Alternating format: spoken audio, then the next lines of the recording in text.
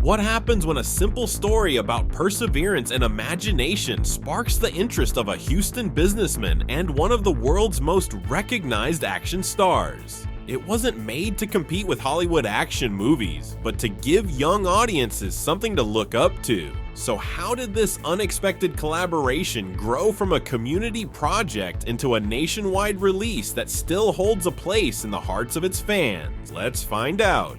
This is the history of Sidekicks.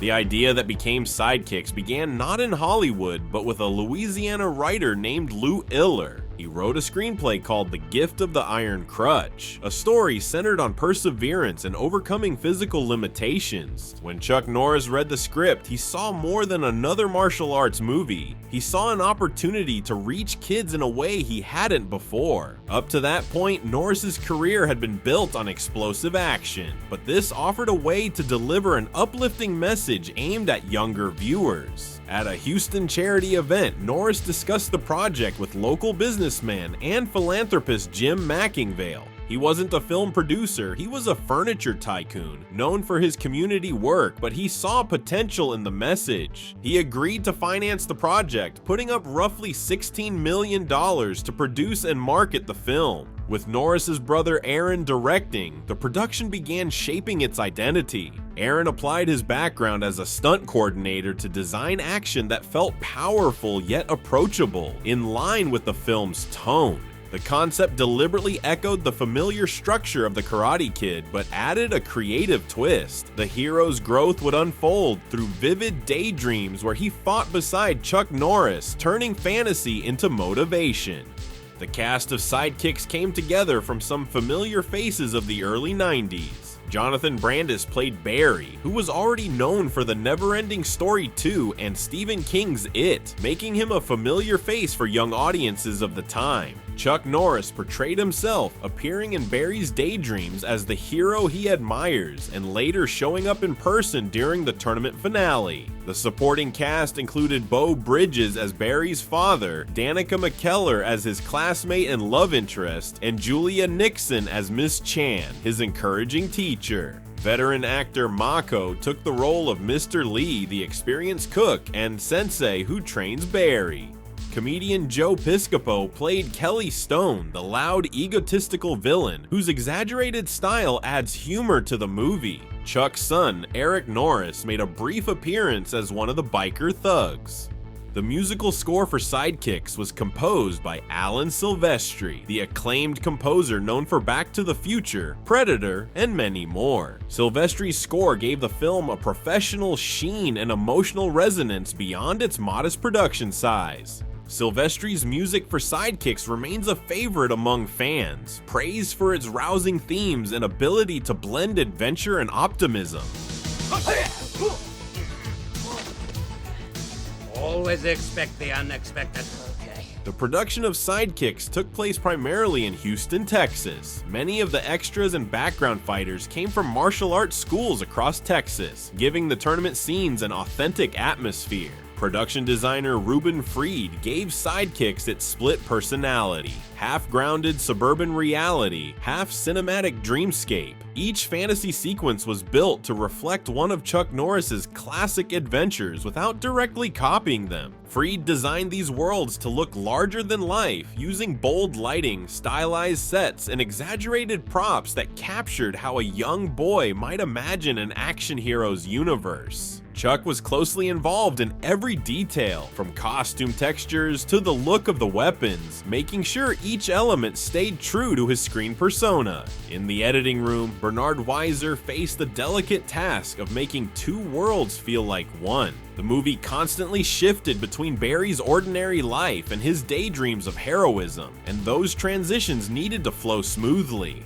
Weiser described the process as a balancing act, finding rhythm between fantasy and reality while maintaining emotional continuity. The sound design played a major role in that rhythm by syncing Silvestri's musical cues to the sharpness of the fights and the fluidity of Barry's visions. Weiser helped shape a tone that was both exciting and heartfelt. The set atmosphere was positive, and Jonathan Brandis often spoke warmly about working with Chuck Norris, whom he admired since childhood. Julia Nickson brought quiet strength to her role as Noreen Chan, both on and off camera. To prepare, she pushed herself physically, training for hours each day to perfect the grace and rhythm of her kata sequences. She wanted the movement to look effortless, yet disciplined, a visual extension of the calm her character gives to Barry. The commitment came at a cost. She admitted to eating sparingly during production to maintain her form under the blazing Texas sun. Yet for Nickson, the real satisfaction came from playing an Asian character who wasn't a stereotype but a mentor and moral anchor.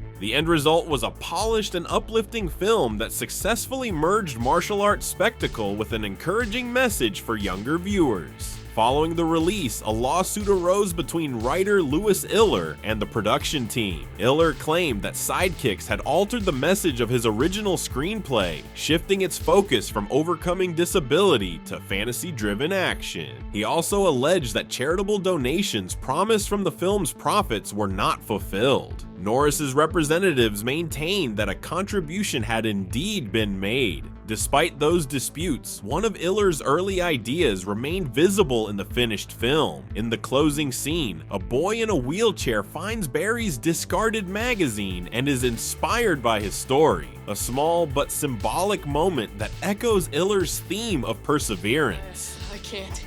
Sure you can. Just wrap your leg around the rope and hold it with your foot.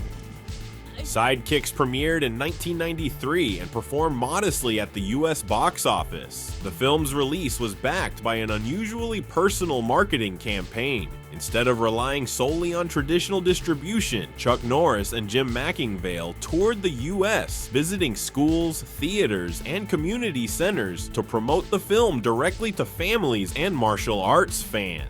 Norris appeared on talk shows and met fans at screenings, a grassroots approach that significantly boosted word-of-mouth interest, and went on to gross around $17.2 million domestically, a respectable showing for an independently financed film. Mainstream critics like Gene Siskel and Roger Ebert gave the movie 2 thumbs down, criticizing its predictable plot and resemblance to The Karate Kid. Despite this, audience response was more positive. Families, children, and young martial arts students responded to its empowering message about confidence and self-belief. Over time, Sidekicks gained a nostalgic following, especially among 90s viewers who grew up renting it from video stores.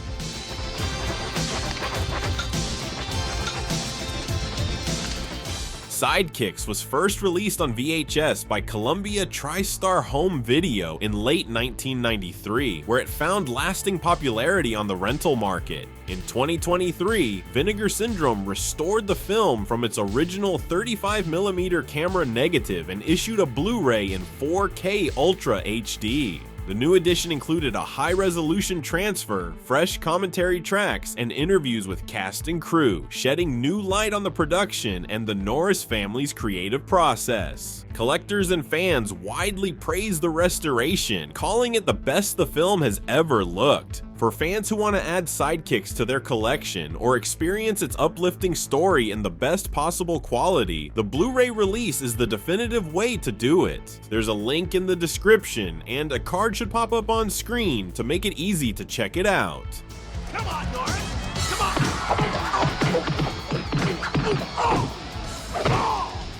Over the years, Sidekicks has become a cult favorite among fans of 1990s action and martial arts films. It remains especially beloved by those who grew up watching it on cable or VHS, serving as an introduction to Chuck Norris for an entire generation. The film's blend of fantasy, martial arts, and heartwarming lessons about courage and self-worth helped define Norris's image for younger audiences. Its optimistic tone and light humor distinguished it from the darker, more violent action films of the era. Tragically, Jonathan Brandis passed away in 2003 at the age of 27. For many, his role in Sidekicks remains one of his most memorable. Although critically dismissed at the time, Sidekicks now occupies a nostalgic niche as a family-oriented martial arts classic, notable for its sincerity and positive message. So, how did a small community project grow into a film that still resonates decades later? By keeping its focus simple,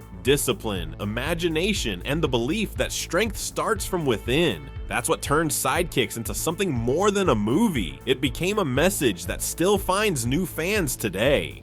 Truth be told, I hadn't planned on covering Sidekicks this week. I was actually set to make a video on Magic Kid, but the DVD I ordered still hasn't shown up. Blame the post for that one.